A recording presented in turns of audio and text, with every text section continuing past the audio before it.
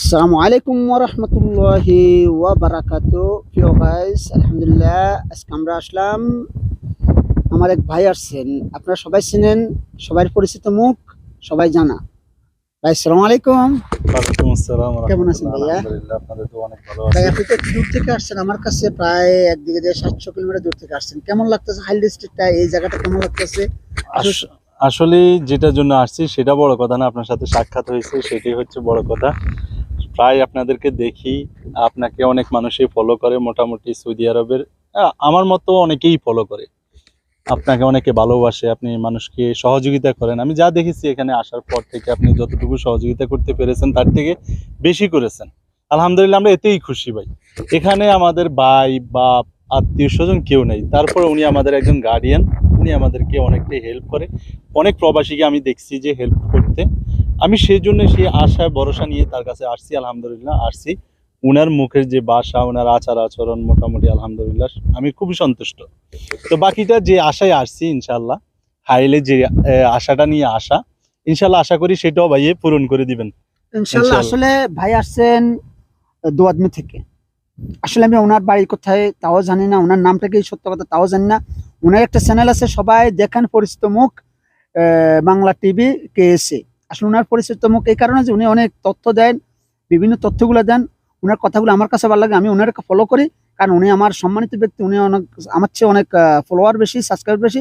উনি কিন্তু ব্যক্তিত্ব ভালো, কথাগুলো সঠিক বলে।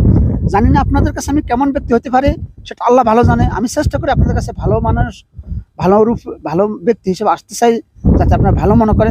খারাপ কমেন্ট মানুষ করতে পারে, এই নিয়ে আমি কখনো পিছিয়ে দিকে তাকাই না। আলহামদুলিল্লাহ আমি অগ্রসর সামনের দিকে। আপনারা আমার কাছে যা চাচ্ছেন ইনশাল্লাহ আমি চেষ্টা করব, আপ্রাণ চেষ্টা করব ভালো মানের কিছু দেওয়ার জন্য, ভালো ভালো তথ্য দেওয়ার জন্য। বিভিন্ন জায়গা ঘুরতে যাই, আমি ঘুরে নিয়ে অনেক সুন্দর সুন্দর জায়গা আছে, ওই জায়গাগুলোতে যাই আমি। এই যে দেখেন হাইল ডিস্ট্রিক্টটা দেখেন আপনারা, কত সুন্দর মনোরম দৃশ্য, আল্লাহর প্রকৃত। এই দেখেন একটা, এই হাইল ডিস্ট্রিক্ট, এটা পাহাড়টা দেখেন, সূর্য ডুবে ডুবে বাপ কত সুন্দর লাগতেছে। তাই আপনার কাছে কেমন লাগে সূর্য যে ডুবতেছে ভাইয়া? জি ভাই, এরকম আসলে এরকম আমি আমার দৃশ্যটা খুব কম দেখা হয়েছে সৌদি আরবে। আসছি পর্যন্ত কাজে কর্মে কোম্পানিতে থাকার কারণে আসলে ঘুরে ঘুরে তেমন হয় নাই। এক উসিলে যাক আলহামদুলিল্লাহ, আল্লাহ সে হয়তো বা রহমত দিয়েছে, তা আমি আসছি, মোটামুটি ঘুরেও হয়েছে, দেখা হয়েছে।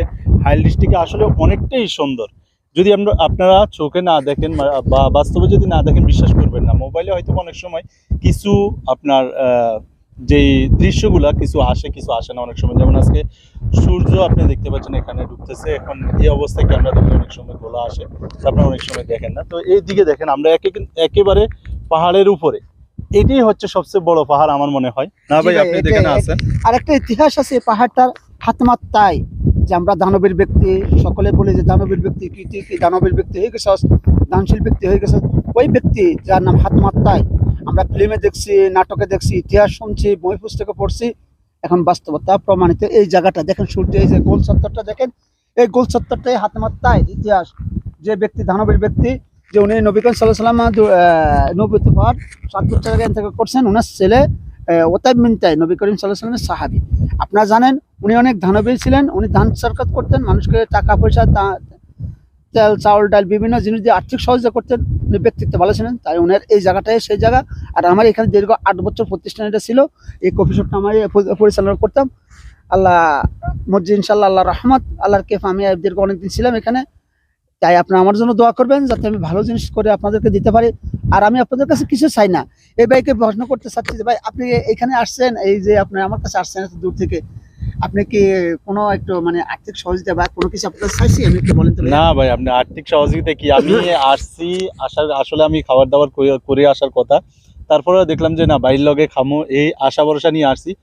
আমি খাওয়ার শেষ আগেই কিন্তু সেই বিলটা দিয়ে দিছে। এরকম মানুষ আসলে পাওয়া যায় না।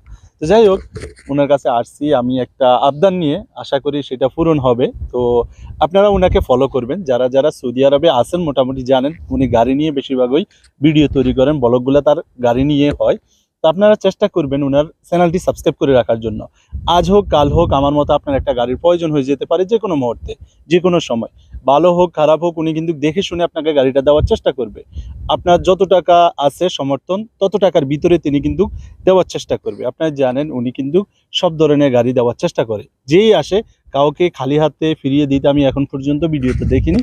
সবাইকে মোটামুটি চেষ্টা করেছে দেওয়ার জন্য এবং দিচ্ছে।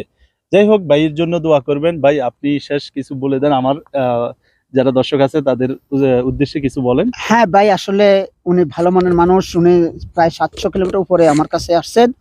আমি চেষ্টা করি ওনার একটা ভালো গান দেওয়ার জন্য। আর ওনার চ্যানেলে একটা আছে বাংলা টিভি কেএসএ, ওনার চ্যানেলটা আপনি দেখবেন। ওনাদের বিভিন্ন জিনিসের তথ্য পাবেন, আপনারা বিভিন্ন উপকৃত হবেন, ওনার চ্যানেল থেকে উপকৃত হবেন। আমার হচ্ছে গানের ব্লগ এবং আমি ট্যুর, আমার কাজগুলো এটা। উনি কিন্তু গেলে আপনাদের আইন কানুন সংক্রান্ত বিভিন্ন তথ্য দিচ্ছে। ওনাকে ফলো করলে ইনশাআল্লাহ ভালো জিনিস পাবেন। আমি দোয়া করি আপনারা যাতে ভালো কিছু পান, যাতে আপনারা ভালো কিছু নেন, আপনারা যাতে ভালো কিছু পান, এই কামনা করি আমি আপনাদের কাছে বিদায় নিলাম। আর হাইলিস্টটা একটু আপনারা দেখেন কাইন্ডলি প্লিজ। আপনারা দেখতে পাচ্ছেন এটা হচ্ছে হাইল ডিস্ট্রিক্ট। আমি যেখান থেকে আসছি ওটা হচ্ছে রিয়াদ। রিয়াদ থেকে এখানে প্রায় 700 কিলোমিটার দূর। আলহামদুলিল্লাহ আমি ট্রেনের টিকিট নিয়ে চলে আসছি ডাইরেক্ট হাইল।